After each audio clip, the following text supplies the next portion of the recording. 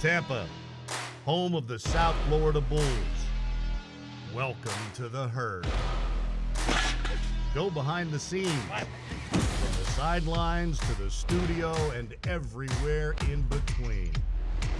Featuring exclusive interviews from coaches, players, insights from the community throughout the program's 26th football season. United by head coach Jeff Scott. Here we go, lock in right here. Get ready, because this is our family. This is Bulls country, and we're a stampede. This is Horns Up, USF All Access. Hey, work on two, 1, 2. Work. Hello and welcome to Horns Up USF All Access. I'm WFLA sports anchor Karen Loftus. And I'm USF sports anchor Kaylee Cottrell. Thank you so much for joining us. We are excited to give you inside access to the sights and sounds of USF with exclusive interviews and behind the scenes footage in the bullpen. Now, wide receivers are historically some of the fastest players in football, and we're barreling out of the bullpen to kick off the show on this topic. One of USF's football players has stood out to reporters as one of the fastest on the team. Wide receivers coach and pass game coordinator Bobby Bentley even says some guys are running 23 miles per hour, which I would say, personally, I think is pretty fast. But don't take our word for it. Take a look at how fast wide receiver Jimmy Horne Jr. looks on the field.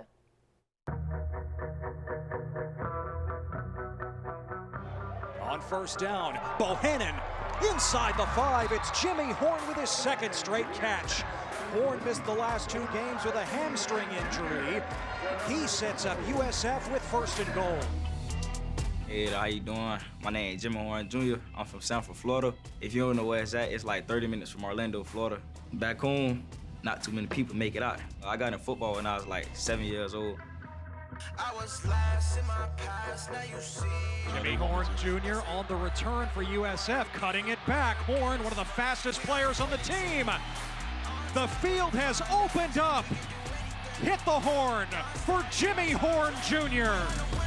I got a pretty athletic family. Football or basketball, either way out. In the community deep behind football, so they support everybody. Back home, you know, first thing they really asked me, like, what that college life vibe. The campus is a vibe. I ride through on my scooter sometimes. I can see like everything getting built. It's gonna be soon like top notch, most definitely. Especially with the new indoor facility being built. That's good. I can't wait till that, but I don't even want to talk about it. When we got hurricanes and lightning and thunder, we gotta shut everything down, go inside, do sprints in the locker room or something. Horne with a spin move. Jimmy Horne with the spin. One of the positives about our room should be our depth. Look at the group in itself. There's some guys that are big, long guys, and you got the smaller, faster guys like Jimmy Horne, being able to cross the middle, and then we can run. Those guys are 23 miles per hour, 22 miles per hour, and being able to get vertical as well. So it's a good group. We just got to go prove it on the field. Jimmy Horne Jr., he can fly.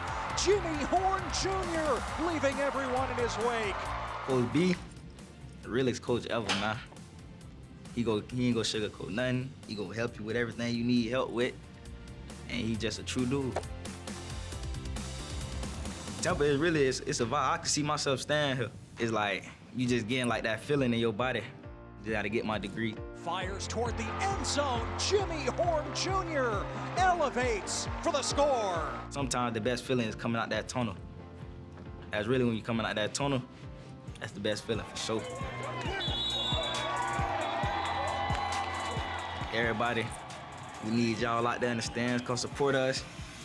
Number 5 will be watching y'all while y'all watching me.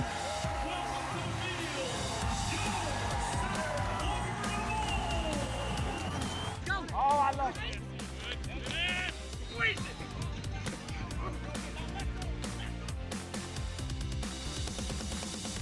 This segment was brought to you by MSC Cruises, a world of discovery. Now, I don't know about you, but I'd say he's pretty fast. And those spin moves, incredible. All right, well, now we're heading to Lithia, Florida, kicker Spencer Schrader's hometown.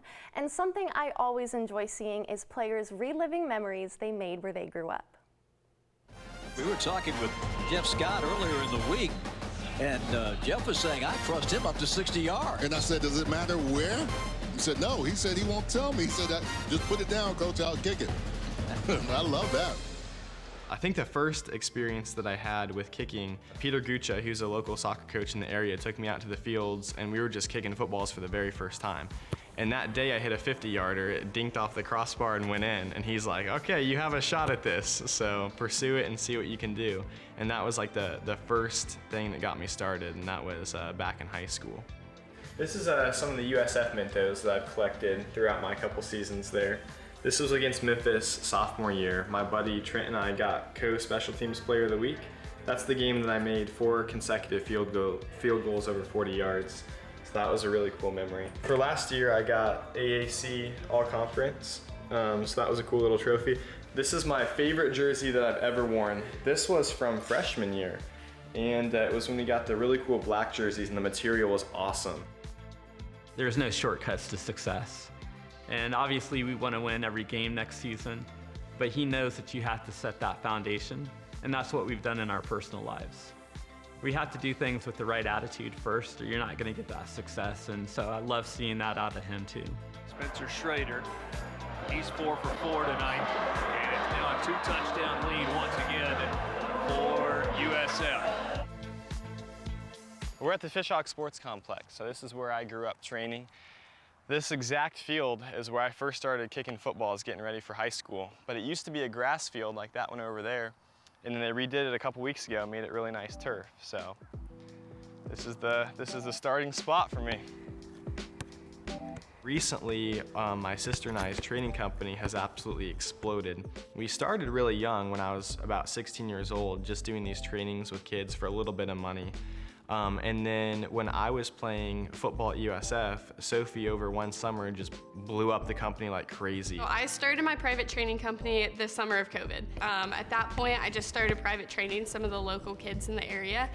It was really easy to transition into coaching with him. And from then on, we were just able to grow in a way that I don't think I would have ever been able to do on my own. We pretty much know about absolutely everyone that comes out here by now. I mean, this is also where we do a lot of our private training based out of, so we see everyone out here. Spencer and Sophie are both just very entrepreneurial minded, and they have a lot of passions that they enjoy pursuing, and they just love to be in the community, giving back in any way that they can.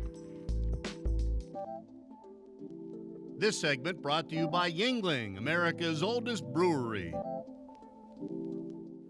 So neat that they are training and working with young athletes. Behind every great player is a strong coaching staff, and defensive coordinator and safeties coach Bob Shoop is no stranger to that. His hard hat mentality and believing best is the standard has rubbed off on players like Christian Williams and Will Jones III to bring their A game. Yeah, I really like how this defense for South Florida is flying to the football. Throws and it's picked off. Mekhi LaPointe. This linebacker room for the Bulls, one of the best in college football. BYU in a hurry. It's Brooks and he's going to be stuffed. Boyles with the tackle. This year's been a very unique year, adding a lot of guys to a room, but it's been awesome. From January up until today, the guys have been locked in. They've been excelling at what they're trying to do. They've been being intentional, not just surviving and getting through things, but having a purpose and getting through it with intention so you can get something out of it. Since I've been here, the players have really committed to the ideals of building a championship caliber defense. We taught the players the fundamentals and techniques required to be the best version of themselves and the best team we can be. There's the first sack of the night. They dump them inside. They're working really hard, and the thing that they're doing is that they're making the sacrifices to be great. They've got a great attitude. They're competing. That's going to be, our recipe for success, that they're doing all the right things to be successful. Richardson pulls it back, fires into the waiting hands of the opposition. It's Dwayne Bowles with the pick, and he's got a full head of steam. The attitude of the defense, you can see right now. Grit. We're playing with grit right now, but we got a lot to prove this year.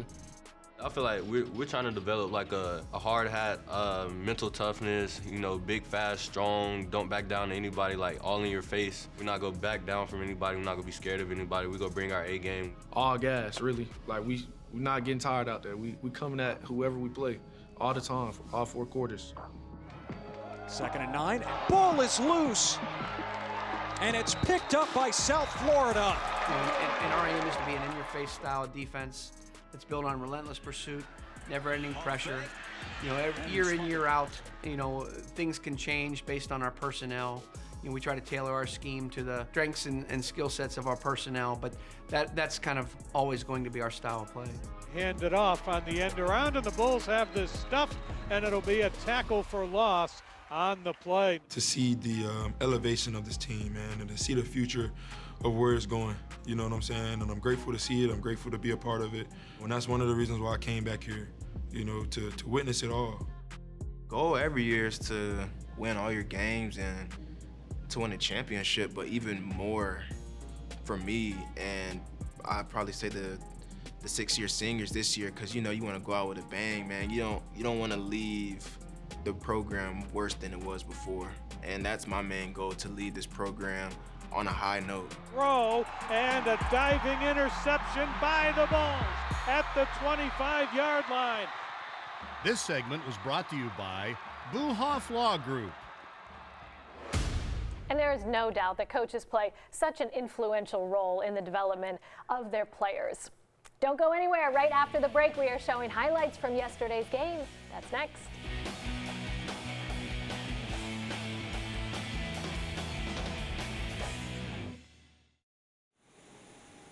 The Road Warrior South Florida Bulls haven't played a home game in a month, and they are dealing with way more than their share of injuries. Yet they traveled to Cincinnati loaded for Bearcats. From Nippert Stadium, sold out, homecoming, beautiful day, all that you would want in a college football Saturday. And the Bulls gave the two-time defending conference champs all they could handle, winning the coin toss and showing their ground game was going to be spot on. Gary Bohannon running between the tackles has been effective, but when he gets out on the edge, I think that's where Cincinnati has the advantage. To me, the key for South Florida, those first down run plays. Keep it between the tackles, pick up those 4 and 5 yards of pop. And they wove the passing game in brilliantly, with Joffrey Brown keeping the Cincy defense on its heels. But it was the ground game that did the most damage, and Brian Battie finished off a terrific 11-play opening drive for a 7-0 lead.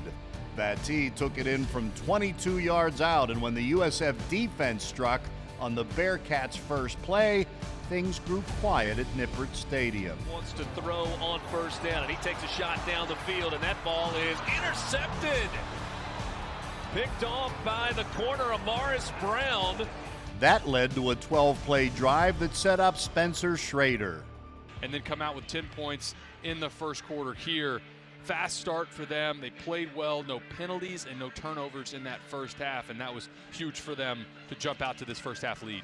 And that kind of attention to detail helped them come back even after Cincinnati took the lead. 14-10, Cincinnati leading it over South Florida after falling in a 10-0 hole inside Nippert Stadium.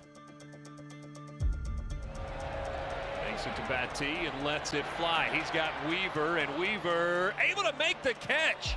Flag comes in. It's clearly pass interference with Javon Hicks, but still comes down with it just with that right hand. One-handed catch. Next time, 2 hands, 6 points. 3rd and goal. Bohannon with time toward the corner. He's got Weaver. He's got a touchdown. South Florida back in front.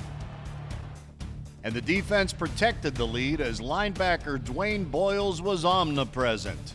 Right there in the middle of the screen on the right side, peeling around, gets the tackle for a loss. Dwayne Boyles been all over the place. 9 first half tackles for Dwayne Boyles. Toward the end zone, and that ball is intercepted. That's a nice little stat pad going into the locker room for Matthew Hill. The Bulls lost a few more starters in this one, but the next man up mentality continued. I don't know that there's a team that's faced more adversity to this point in the season than South Florida. And they're playing exactly how they talked about this week that they needed to. Control time of possession, which they're dominating right now. Cincinnati's just had the ball about 6 minutes in this first half. And the banged up Bulls were doing this to a team that hasn't lost a home game in almost 5 years. He is dropped as pressure came up the middle, and that's a big stop for South Florida. USF to the line here, fakes it, throws into the end zone. Weaver, touchdown! This was the third-ranked opponent for USF in the first 6 games, and for the second time, they nearly pulled off the road upset in another gutsy game, falling just short in their most complete performance of the season. Tough loss for South Florida, who absolutely played its heart out on the road today against a top 25 opponent. These Bulls have seen it all, and now they finally get to see their own stadium again next week. This week's highlights brought to you by Wendy's. Welcome back to Horns Up USF All Access. I had the opportunity to interview USF men's basketball center Russell Chiwa, who had visa complications and couldn't return to the U.S. But the community rallied around him, and he's returned after 4 months.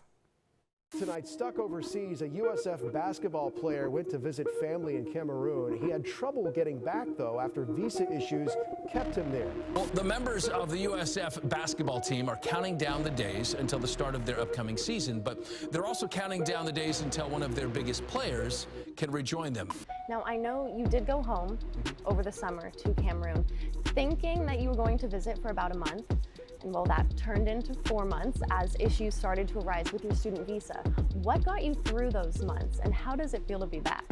Good and bad. Good because I spent some more time with my family, you know, that I didn't have for a long time, spend time with my family. And bad because I didn't know when I was going to come back and to come back with my team, you know, to come back, be ready for the season. So that was the bad part of that. How difficult was it not having Russell Chiwa for 4 months? It was hard. He's such a big part of what we do. The last 10, 11 games of the season, he was as good as any center in our conference. Numbers were exceptional, double-figure scoring, right about 8, 7 rebounds a game. So we were expecting big things. Now, luckily, he was here all spring, had great spring workouts, but needed to go home. His father was ill, had recovered from COVID, but still wasn't doing great.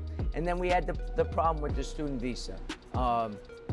First and foremost, thank you to everybody out there, politicians, the state representatives, the state officials did a great job. The media, who I'm not always the biggest fan of sometimes, did an unbelievable job. Well, I know your teammates were probably very thrilled to see you again. Did you guys pick up right where you left off? Yeah. I mean, it's been 1 month that I get back. You know, I've been working hard to catch up my teammates, to catch up the team, you know, to be at the same level as everybody. Yeah. And now that the season is upon us, what is the team doing to prepare? We'll be working hard, and we've been working hard. I think some good things gonna happen this season. So we're gonna be ready for the first game and for the whole season. How big of an impact does he have, not only on the court, but off as well? You know, the one thing he has is an unbelievable work capacity. And he wants to get better. And you saw the development from his first year with us to the second. And I always say everything's infectious, good or bad.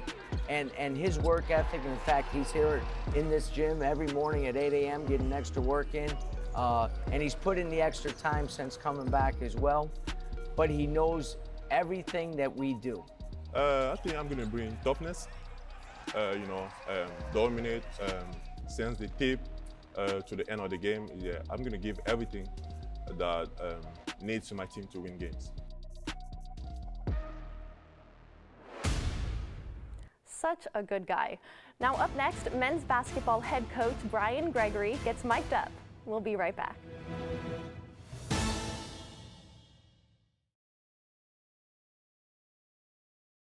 Welcome back to Horns Up USF All Access. In his second year, men's basketball head coach Brian Gregory established the Bulls' record for the single-season victories, and he wants to bring the same intensity and toughness to this year's season. There's room for a comeback, and we saw the intensity Brian brought when he was mic'd up during practice a few days ago.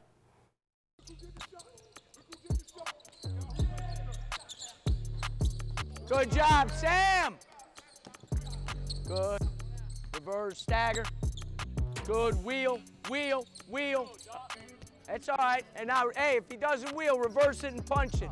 And you drive it. Guys have already crashed the rebound, and now it's clogged up. Does that make sense? open shots, you shoot every single one of them. Good. Share the sugar in there, baby. Now there you go, there you go. Tell him, DJ. Tell him, coach, don't blow up, don't get hurt.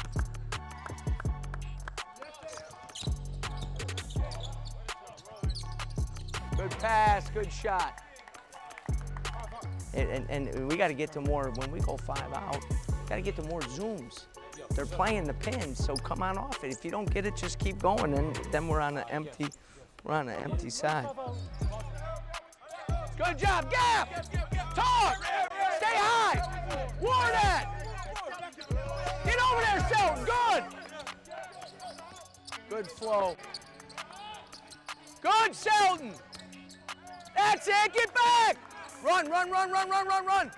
Make sure you understand that, all right? Good job today, a lot of good stuff. Here we go. Family on 3, 1, 2, 3. Family.